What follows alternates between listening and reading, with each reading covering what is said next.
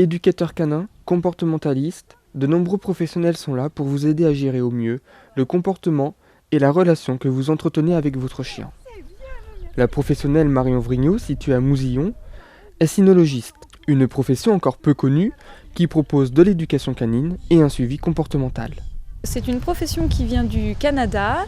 Là-bas, il existe deux professions. Il y a le vétérinaire qui est professionnel de tout ce qui est aspect santé. Et il y a le cynologiste qui est en charge tout le comportement canin, l'éducation canine et la relation entre le maître et son chien. Je l'ai découvert grâce à mon éducatrice canine que je voyais sur Rennes pour mes chiens, qui était en train de faire cette formation elle-même, donc qui m'en a parlé.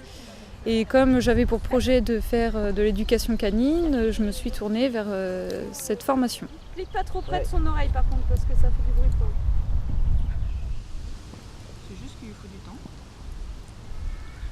La méthode positive, en fait, elle se base sur le renforcement positif. Donc le renforcement positif, c'est l'ajout d'un stimulus agréable pour le chien. Donc par exemple, on va travailler avec les friandises, avec des récompenses à chaque fois qu'il fait quelque chose de bien. Donc moi je travaille au clicker training. Donc le clicker c'est ça, un petit boîtier en plastique.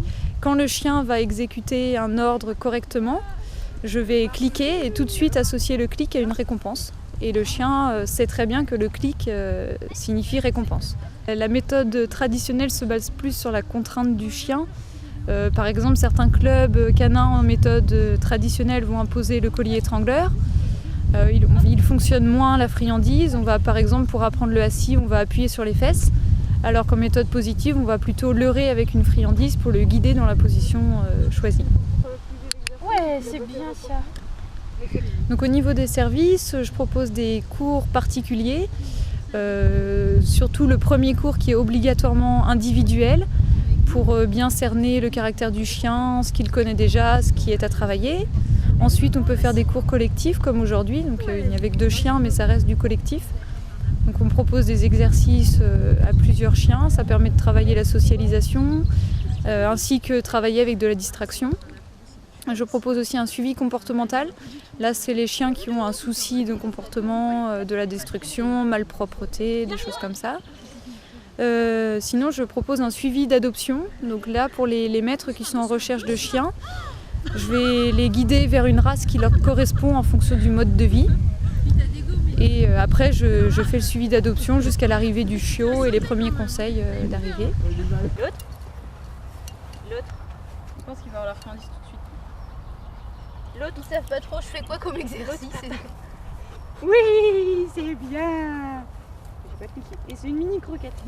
Une satisfaction partagée par ses clients qui observent un résultat sur leur chien, un berger des Shetland. On connaissait pas du tout au départ les cours comme ça, c'est notre premier chien, donc qui a très peur des gens. Et donc au fait, en 3 cours, 4 cours, c'est le 4e là. Ouais. 4e cours, du coup on a vu une évolution assez forte, donc on trouve ça vraiment pas mal, quoi. On trouve que Marion est très compétente, du coup elle nous apprend plein de choses. Nous on apprend des choses, notre chien apprend des choses. Et c'est vrai qu'on est plus à l'aise, lui aussi est plus à l'aise avec nous, donc c'est vrai qu'on voit la différence et c'est très intéressant. Les parents de Audrey ont un collet, et en fonction de nos styles de vie, vu qu'on habite en appartement, on ne pouvait pas prendre un chien de cette taille, donc on a cherché, et puis on est tombé, Audrey est tombée sur le Shetland, où elle s'est informée pas mal, et du coup on est allé voir en élevage et on est tombé sur lui. Et avec l'éducation positive et le clicker que je connaissais pas du tout, on voit nettement la différence. On voit que le chien aime ça, il a l'impression de jouer, il reçoit des diverses récompenses, donc on voit vraiment que le chien se plaît à faire ça, et même avec d'autres chiens, on voit qu'ils sont vachement heureux, quoi. Pour plus de renseignements sur ce métier, rendez-vous sur le site de Marion Vrignot à l'adresse www.educplaisir.jimdo.com.